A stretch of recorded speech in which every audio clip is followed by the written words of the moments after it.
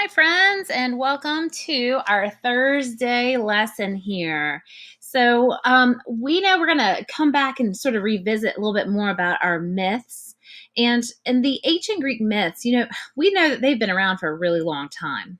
And as such, they have greatly influenced people and cultures around the world. So, as you can see right here with our guiding question here, today we're going to look at the influence that these amazing stories they still have on us today.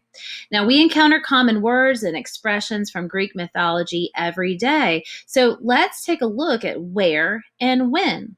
And so we're going to get started here with our first, revisiting that mentor text titled King Midas and the Golden Touch. So let's take a look here at the cover. Has anyone ever heard the expression, you have the golden touch? Well, this is a popular example of a myth-oriented idiom. Wait, what's an idiom? An idiom is just like an expression, a saying, and we still use that today. Okay, saying if someone does something amazing or has kind of wow, look how lucky you are. You must have that golden touch. Now, let's take a look at another holiday here that we might be pretty familiar with. And example of this mythological influence is the actual holiday of Valentine's Day.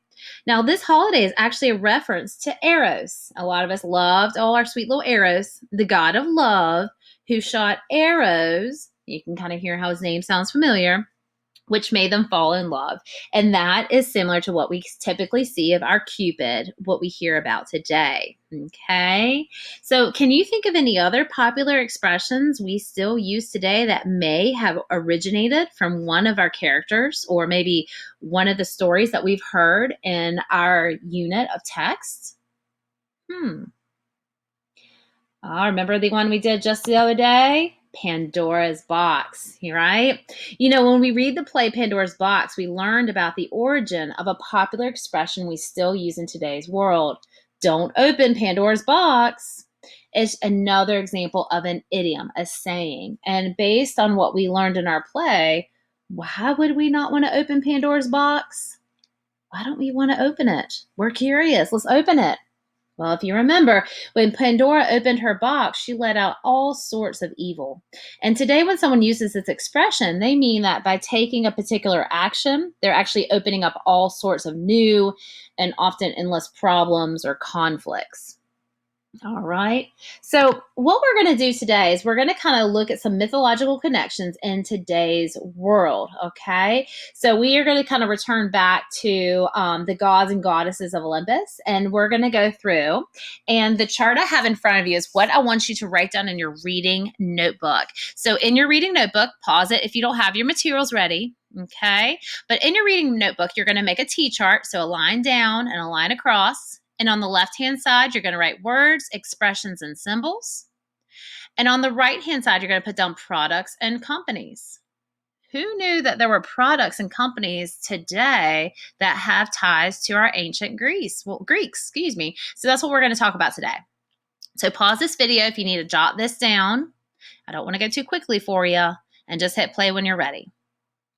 So let's look at some words here that we see or expressions. So a lot of times we have an expression that someone may say, wow, that was a Herculean effort. Jot that down, Herculean effort. Remember, Hercules was big and strong, right? So if I put forth a Herculean effort, what would that mean? Let's take a look. So if I say it's a Herculean effort, since he was one of the most popular of all the Greek heroes, he was famous for his extraordinary strength and courage. So that means I put forth extraordinary strength and courage. So I'm just going to simply here kind of underline what I need you to write down, okay? So Herculean effort, jot that down, extraordinary strength and courage, okay? So make sure you have this written down here, this expression, and copy that down there. Okay, now again, pause as you're going through and we will continue on. All right, sometimes we have somebody may say, oh, wow, they have the golden touch. What does that mean we have the golden touch? Well, we kind of talked about that, right? Okay.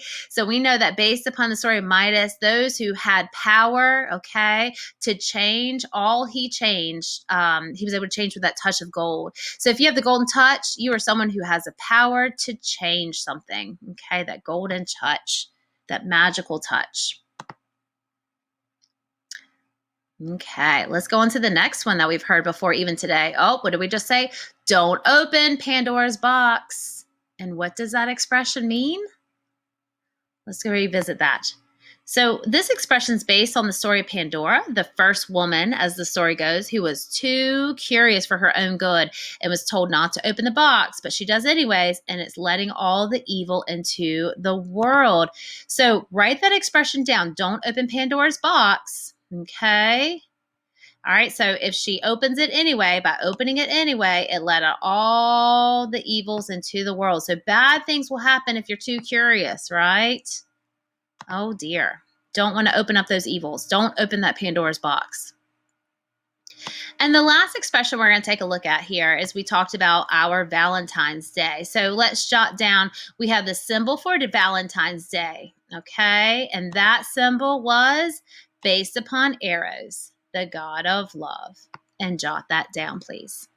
So you have your Herculean effort, extraordinary strength and courage, the golden touch, okay, who have power to change, right? Don't open the Pandora's box. She opens it anyways, letting the evil into the world. And then the symbol for Valentine's Day is based upon Eros, the god of love. Now, as you guys have probably guessed it here, what about the products and the companies? What kind of products or companies are we familiar with that we can connect back to our ancient Greeks? Let's take a look at the first one. Nike. Did you know that? Nike actually was named after, okay, the winged goddess of victory. All right, so Nike, named for Nike. That was the name of the goddess of victory. So let's jot that down. Oh, Mrs. Stomach, that was not a very good job. I'm going to erase that and do a little bit better of a job with that. So write down Nike, and Nike was the winged goddess of victory. So they named their company after Nike. All right. Next one here, Trident gum. How many of you have chewed Trident gum before? Well, we know what a trident is because we've talked a lot about it, right? Because of Poseidon, okay? Write down Trident gum. It was named after the three-pronged spear of Poseidon. That was his spear. So that company was named after the spear of Poseidon. Okay, let's take a look at another product or company. Oh, Apollo space missions. We just studied about Apollo 8, right? Okay, during our phases of the moon. So the Apollo space missions, make sure you jot that down. It was named after Apollo, and Apollo is the god of the sun. So kind of appropriate since our space missions were named after that god of sun, dealing with outer space. All right, next one. Oh, Apollo Theater, New York. All right. Also, Apollo was known, if you remember from our play the other day too, Apollo also was the god of music. So not only the god of sun, but also the god of music. And so that's why in New York City, the Apollo Theater was named after him. Okay, we got 3 more. Like I said, just pause if you need to kind of jot things down. Next one. Oh, how many NFL fans do I have? The Tennessee Titans. Okay. We know that this was named after who were our Titans? The ancient race of giants. Remember the original Titans? There were 12 of them, 6 boys and 6 girls. So the Tennessee Titans, they were the race of giants. All right. Next one. Oh, the Titanic. And if you look at the word Titan and Titanic, they're very similar. So they named this ship here after the Titans. The Titanic was also named as the Titans. Now, unfortunately, we know from the Titanic, it does end up sinking, and it was supposed to be the unsinkable ship, right? But it was supposed to be the biggest and strongest ship built of its day.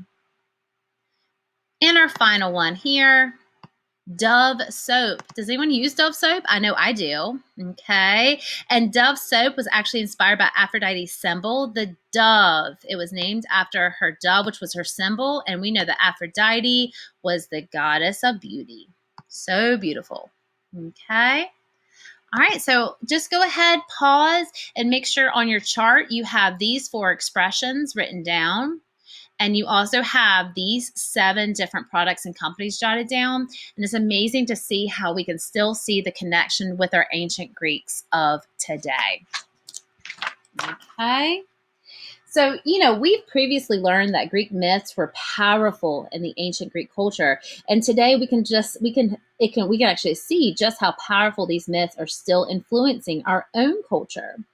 Now, when you hear or read a popular expression like, oh, the golden touch, or a Herculean effort, or don't open Pandora's box, now you're going to understand the implied meanings of these figurative language phrases.